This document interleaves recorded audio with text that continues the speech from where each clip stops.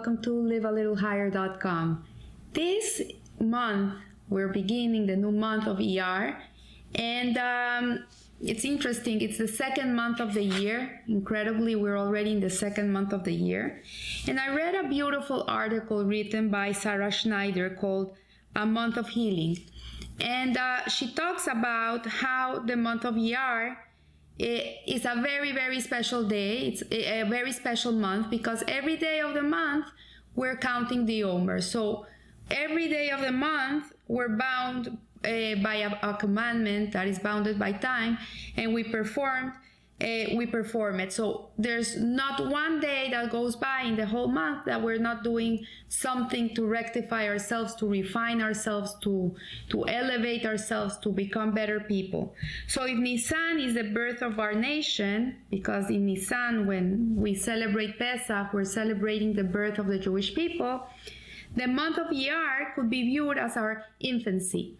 So infancy, when the kids are growing up, they have to go through many stages of maturity. Like you see a little 2-year-old kid and he has a tantrum because he wants a lollipop at 6:30 in the afternoon, and there's no way to make sense into his head that this is the time that he has to have dinner and that he cannot have a lollipop at that time. He has no maturity. He cannot understand the logic of why the mother wants him to eat broccoli and meat instead of having that lollipop. So he'll start crying and throwing tantrums and doing whatever he can to get the lollipop. As a person matures, as a child starts growing up, then he starts refining these character traits. He starts understanding why he cannot have a lollipop at 6:30 in the afternoon. So you're not going to have a 15-year-old throwing a tantrum at his mom at 6:30 because the mother doesn't give him a lollipop. He'll throw other types of tantrums because he's in a different stage of his life.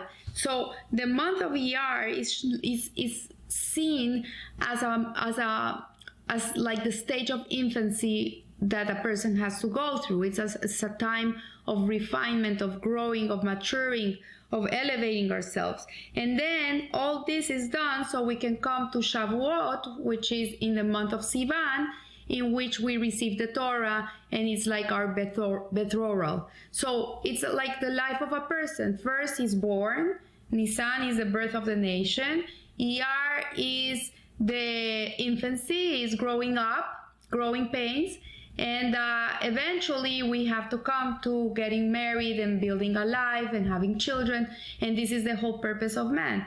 So here we see that every Hebrew month is linked to a sense of the body which connects it to an organ, and the sense of this month is called hirhur in Hebrew, which means to think and ruminate. It's not thinking with emotions, it's thinking with your intellect. It's understanding why things have to be done in a certain way, using your intellectual faculties, chokhmah, bina, dat, which is wisdom, understanding, and knowledge, and coming to understand everything around you.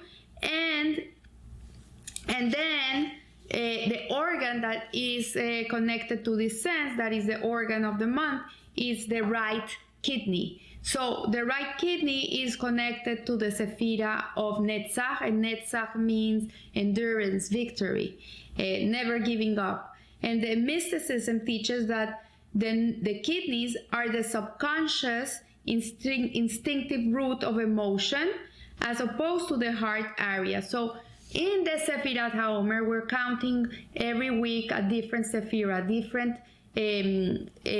attribute of the emotional attributes. So there's first 3 of them, which are chokhmah, bina, and these are the intellectual. From the emotional are hesed, gevura, and tiferet. And hesed, gevura, and tiferet, imagine they are in the right shoulder, in the left shoulder, and in your chest. This is what, if you could visualize them, because this is the tree of life.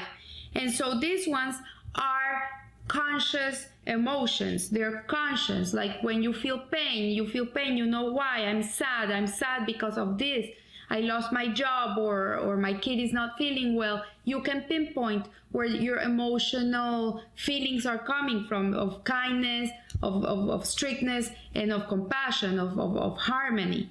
But according to Kabbalah, the link that joins a parent to a child is first and foremost at the level of the kidneys, and the children inherit the parents' instinctive, unrectified, and rectified roots of emotion. So each family tree, and this is very interesting, is a bloodline. It's a bloodline and a lineage of neurosis, which metaphorically parents transmit to their children through their kidneys. And this is referred as the lower area of the body, defined by the lower three Sefirot. So the lower three Sefirot would be Netzach, Hod, and Yesod, which Netzach is the right kidney, Hod would be the left kidney, and Yesod would be the genital area.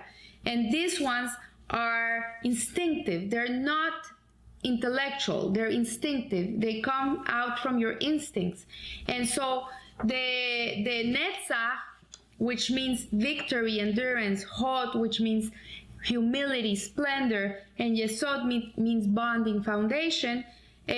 Those include the kidneys, the adrenals, and the reproductive system, the complete reproductive system. So when Kabbalah refers to the kidneys as the link between generations, the entire lower torso, which produces the next generation. So every cell in a child's body contains something of the physical material of its parents' DNA, both in the physical and in the spiritual.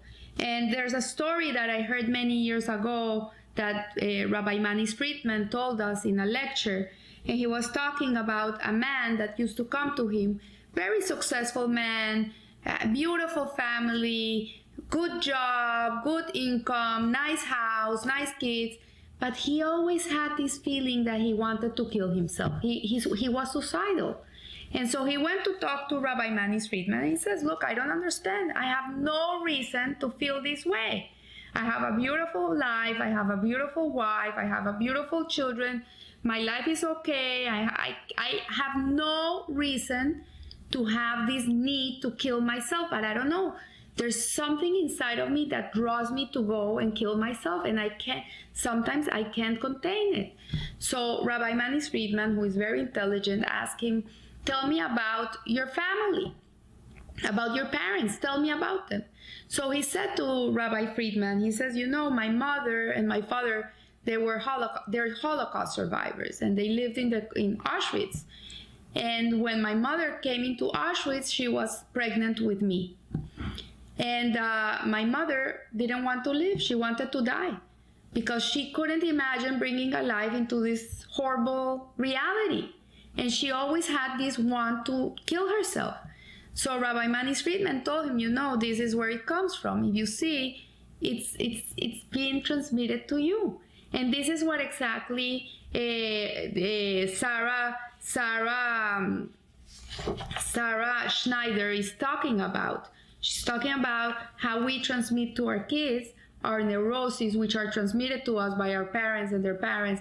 And we have to break this cycle of neurosis. How do we break it? By working ourselves with the Sefirot. So the further something is from the head, the more unconscious it is. So both nature and nurture are generally unconscious. When this man understood where this need to kill himself came from, he completely got rid of it because he could pinpoint where it came from. The moment he could recognize where it came from, at that moment he was okay and he could live on. He understood it. So mechanics of conception and reproduction are not under our conscious control. We don't control that. It's not in our control. And this is why children learn little from what we say and most from what we do. So if you want to educate your kids well, educate yourself first. If you cannot ask your child to be something that you're not. You have to be what you want your kids to be. So by rectifying ourselves through the counting of the Omer, we are able to balance and align our patterns of thought, which define our patterns of our life. And how do we know this? Because try to be aware tomorrow and think and look at what your thoughts are. We're always thinking about something. You're walking in the street, there's something in your head. You're eating, there's something in your head. There's always something in your head. Try to be aware of what you're thinking about during the day. And what you're thinking about is what the way you live, because this is how it is. So the first thing to rectify is to be aware, to be aware of what drives our head. Some people is fear. Some people are always petrified about things and they're always thinking about petrifying things. Some people are always thinking about what other people have. So look at what you're thinking about. Then you label, you put a category to your thoughts. So for example, if you're thinking about your girlfriend and how that wonderful husband she has, and that you would love that your husband would be like her husband, and that you love her hair, that she's blonde and blue eyes, and you're thinking about the beautiful house they have, then this label, this category would be named jealousy. And the third category is truth to rule over the thought, with a technique that is known in Hasidut as Hasidut Yehudim. And what it does is that we do a counteractive statement to whatever our thought is. Like if we fall into the category of jealousy, which this is the example we're using, then you would say, oh, Hashem has given me everything that I need, and he doesn't give me what I don't need. Everything I have and what I don't have is exactly what I need in my life to be able to fulfill the purpose for which I was created. I should be happy with my lot and understand that this is what Hashem wants from me. And you go against the current, you go the other way. And this is called a counteractive statement. And by doing this, every time that you have these negative thoughts in your head that really make you live up to them, because if you're thinking about your friend, of what she has and what you don't have, then you're not going to be such a nice person and you're not going to be such a nice friend. You're always going to have that feeling inside of resentment and envy. So you're not going to be the best you can be. So you have to really counteract those feelings to be able to live up to the best version of yourself and live in a rectified and refined way, so your kids can also learn from you and learn in this way. I remember in my life, I've never experienced jealousy, ever. I don't know what that means. I've never wanted anything that someone else wants. Not only that, I'm happy for what other people have. It really gives me pleasure to see that other people are happy. And one day I was like meditating on this, like why there's some people who have to struggle so much with this, and for me it's not a struggle. And my sister is the same thing. So I was looking at my childhood and thinking about my mother and the way she raised us up. She never talked about other people's things, ever. She never compared herself to anybody. She never was looking at where other people were going on vacation. She was never saying, oh, this house is so beautiful, our house is so little. Never. And we lived in a little house. My friends had big houses. I never felt I didn't have a big house. Like many years later, when I was grown up, my mother took me back to see where the house used to stand. It was a lot. Now they had towed the house away. And when I looked at the piece of land, it was super small. I couldn't believe. But for me as a child, I lived in a beautiful house. Never thought I lived in a small house. So everything is the way you perceive things. So here we see that everything I have and what I don't have is exactly what Hashem wants from me. And this is the way that we should perceive our lives in every situation. So when we are able to heal these negative character traits, we bring relief to ourselves and we recover and we heal. And we heal the organs in our bodies. We heal from a very deep place, from our sefirot, from our emotional attributes. And so from here is where disease comes. When we have a not aligned part of ourselves, inside of us, that's when the organs, the sinews, the limbs in the body start getting sick. So here we see that we can recover these ailments immediately, and we can bring recovery and healing to the world also. So this is why the acronym for the month of Iyar is Ani Hashem Rofeha, which means I Hashem, I Hashem, your healer. This is a month of healing, but in reality it comes from a very deep place, and from working on ourselves and working on our emotional attributes and rectifying them, refining ourselves, and becoming the people that we want our kids to be. So I wish you a good month, a beautiful month, and remember, live a little higher. Thank you.